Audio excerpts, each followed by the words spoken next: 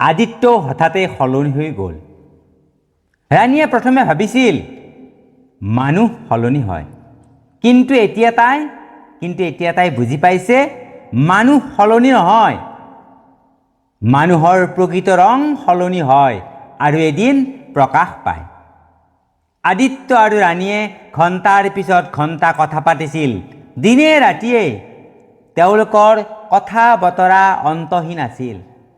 প্ৰতিদিনে পোৱা বাৰ্তা, প্ৰতি নিশা দীঘলীয়াকৈ ফোনত কথাৰ আড্ডা চলিছিল। কিন্তু লাহে লাহে আদিত্যৰ কথা বতৰা, ফোন মেছেজ কমি আহিব ধৰিলে। উত্তৰবোৰ পলমকৈ আহিবলৈ ধৰিলে। কিন্তু আদিত্যৰ অনলাইনত থকাৰ সময় বাঢ়ি গ'ল। আদিত্যৰ অনলাইনৰ বহু সময় বাঢ়ি গ'ল। ৰাণীয়ে বুজিব পৰা নাছিল ক'ৰ পৰা কি হ'ল, ক'ত ভুল হ'ল, ভুলটো কেনেকৈ হৈ গ'ল।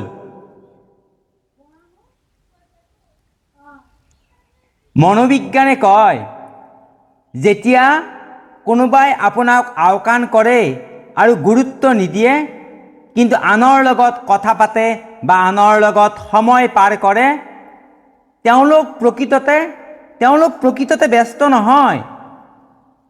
তেওঁলোকে মাত্ৰ আপোনাৰ ঠাই সলনি কৰিলে।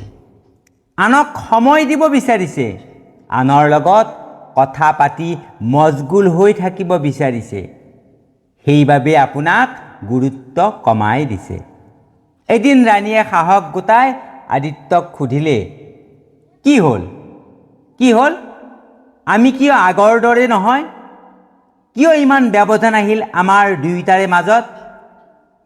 আদিত্যই সহজভাৱে ক'লে, একো নাই, মাত্ৰ কাৰোবাক গুৰুত্ব দিয়া সলনি হ'ল।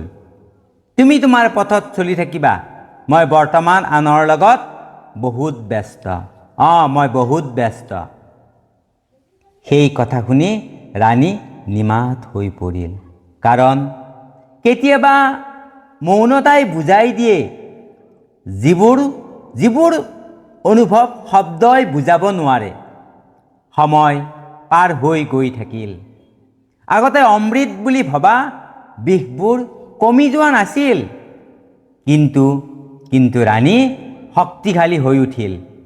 এতিয়া তাই গম পাইছে যে আনৰ বাবে নিজকে নিজে হেৰুৱাই পেলোৱা এটা ভয়ংকৰ ক্ষতি, কিন্তু ই এটা পৰাজয় নহয়, ই হ'ল আটাইতকৈ ডাঙৰ জয়, আৰু ইয়ে হ'ল জীৱনৰ বাবে আটাইতকৈ জয়।